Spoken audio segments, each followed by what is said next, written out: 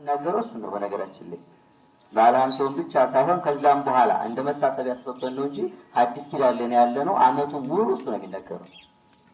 አመቱን ሙሉ ሌላ ትምህርት የለም። ይሄ ነው ትምህርቱ። ግን ዛሬ ቤተክርስቲያናችን ደግሞ ሁሉም እንዲዳረስ ብላ ዕለታት መድባ ትሰጣለች። ይሄ 50 ቀን አንድ ቀን ነው የሚባለው ቤተክርስቲያን 50 ቀን አይባልም። እንደ አንድ ቀን ነው የሚከበረው። እንደ አንድ ትንሣኤ ዘላለማዊ ህይወትን ማስበን ነው። ጨለማ የለም፣ ብርሃን የለም፣ ድካም የለም፣ ምን የለም ብለን የምናስብበት እንደ አንድ ቀን የምናስብ ትንሣኤን ማለት ነው። በመንግስተ ሰማያት ቀን የለም። ሰኞ፣ ማክሰኞ፣ ሮብ፣ ሐሙስ፣ ዓርብ ብሎ ነገር የለም።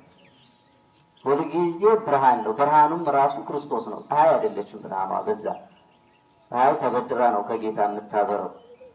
ጌታ ነው ፈጥሮ አብሪ በሰማይ ላይ ብሎ የሰጣት እንጂ ያን ጊዜ ታልፋለች። መብራቱ ክርስቶስ ሆኖ ለዘላለም በብርሃን የምንኖርበት ሳምንት ያንን የምናስብበት ዘላለማዊ ህይወትን የምናስብበት ይህ በዓለ ሃምሳ ነው። እናንጾመው እናንሰግደው ልዩ ልዩ ድካም የሚያስፈልጋቸውን ስራዎች የማንሰራው በዚህ በዓለ ሃምሳ ከዛ የተነሳ ነው። በመንግስተ ሰማያት ጾም የለም፣ ረሃብ የለም፣ ድካም የለም። ሁልጊዜ በተነሳ አካል በሕያው አካል ዘላለማዊ ሆነን እንኖራለን ብለን የምናስብበት ነው። ክርስቶስ ለዚህ ትንሣኤ በኩር ሆኖ ተነስቷል። ጌታችን ኢየሱስ ክርስቶስ ተከበረ፣ 11 ሰዓት ተከበረ፣ እሁድ ሌሊት 6 ሰዓት፣ ቅዳሜ ለእሁድ አጥቢያ 6 ሰዓት ተነሳ። መጽሐፍ ቅዱስ እንደሚነግረን ቅዳሜ ለእሁድ አጥቢያ በሰንበት ማርያም ገስግሳ ወደ መቃብሩ ሄደች ነው የሚለን። ወደ መቃብር ሄደች። ከዛ ጌታን መቃብር ላይ አላገኘችውም። ከዛ እየሮጠች ሄደችና እነ ጴጥሮስ ያሉበት ሄዳ ለጴጥሮስ ነገረችው። ጴጥሮስና ዮሐንስ እየተከታተሉ መጡ። ባጭር ታሪክ ነግራቸው ወደ መቃብር መጡ። ገቡ። መቃብር ውስጥ አዩ። የተገነዘበትን መግነዙና ከፈኑን ለብቻው አገኙት። ከዛ መላእክት ተገለጡ። ሕያውን ከሙታን መካከል ለምን ትፈልጉታላችሁ አሏቸው። በዚህ የለም እንደተናገረ ተነስቷል። የሰው ልጅ ጌታችን አስቀድሞ ሲያስተምር የሰው ልጅ ይገሉታል፣ ይሰቅሉታል፣ ይገርፉታል፣ በሶስተኛው ቀን ከሙታን ተለይቶ ይነሳል ብሎ አስተምሯቸው ነበር። ስለራሱ ማለት ነው። ያንን ደቀ መዛሙርቱ ዘንግተው ነበር። መልአኩ ደግሞ መጣና እናንተ ለምን ዘነጋችሁ? እሞታለሁ ብቻ እኮ አይደለም ያላችሁ፣ መከራ እቀበላለሁ፣ እሰቀላለሁ፣ ይገርፉኛል ብቻ አይደለም ያላችሁ። ታዲያ ያላችሁ ሌላም ብሏችኋል። በሶስተኛው ቀን ከሙታን ተለይቼ እነሳለሁ ብሏችኋል። እንደተናገረ ነው ተነስቷል። የለም ተመልከቱ መቃብሩን መቃብሩን ራሱ ያንከባለለው ድንጋዩን መልአኩ ነው። ሉቃስ ወንጌል ላይ መልአኩ አንከባለለው ድንጋዩን ነው። ክርስቶስ በተዘጋ መቃብር ነው ወጥቶ ሄዶ ከፋኑ ራሱ ተፈቶ አይደለም ሳይፈታ የተገነዘበት መግነዝ ሳይፈታ ነው ወጥቶ ክርስቶስ። የክርስቶስ ትንሣኤ የሁላችን ትንሣኤ ነው። በክርስቶስ ትንሣኤና ሞት 4 ነገር ተወግደዋል። እነኚህን ነግሬያችሁ እጨርሳለሁ። ትምህርቴን 4 ነገር የክርስቶስ ሰው መሆን 4 እኛ ልናስወግዳቸው የማንችላቸው እሱ ያስወገደልን 4 ነገሮች አሉ። እኛ እነኚህ ከኛ ላይ ማራቅ አንችል። የሰው ፍጥረት ሰው የተባለ በሙሉ የፈለገውን ቢያደርግ ከራሱ ላይ ማስወገድ አይችልም። ያንን ስለማይችል አምላክ ሰው ሆኖ ከሰው ላይ እያስወገደው ነው። የመጀመሪያው ኃጢአት ነው። ምንድን ነው ያልኳችሁ?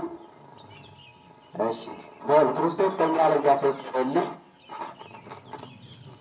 የመጀመሪያው ኃጢአት ነው። ክርስቶስ ኃጢአት አልባ ነው። ኃጢአት የለበትም። ንጹህ ነው። ራሱን በዮሐንስ ወንጌል ምዕራፍ 8 ላይ መኑ ዘይዛለፈኒ በእንተ ኃጢአት፣ ስለ ኃጢአት እኔን የሚወቅሰኝ የሚከራከረኝ ማን ነው? አንተ ኃጢአተኛ ነህ ይለኝ የሚችል ብሎ ተናግሯል። ራሱ ክርስቶስ ንጹህ ነው። ሰው ሆኗል። የእኛን ኃጢአት ግን በመስቀል ላይ ተሸክሟል። ኃጢአተኛ ግን አይደለም ክርስቶስ። የእኛን ኃጢአት ግን በኃጢአት ምክንያት እኛ ላይ የተፈረደው ሞት እንደ ኃጢአት ተቆጥሯል። ሞታችንም ሞቷል ማለት ነው።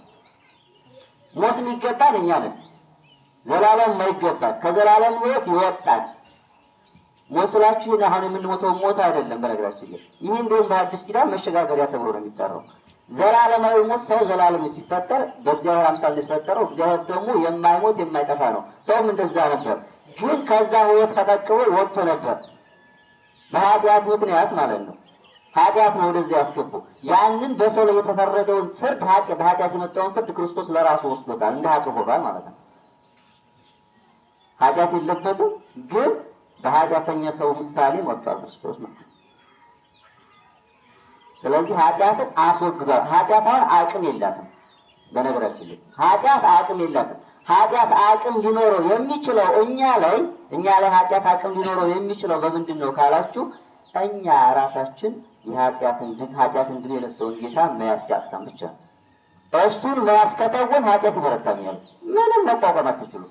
ሊሸነፍ የሚችለው ኃጢአት አንድና አንድ በሱ ብቻ ነው። በማንም አይሸነፍም ኃጢአት።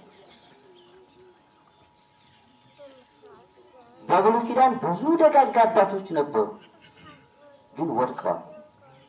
ኃጢአትን ድል ሊያደርጉት አልቻሉም። አብርሃም ነበር፣ ዳዊት ነበር፣ እነ ሄኖክ ነበሩ። ኤልያስ ምግብ የማይበለው ኤልያስ ነበር። አኗኗሩ ከሰው የተለየ። እነ ኢሳይያስ በመጋዝ ይሰረጠቁ ነበሩ።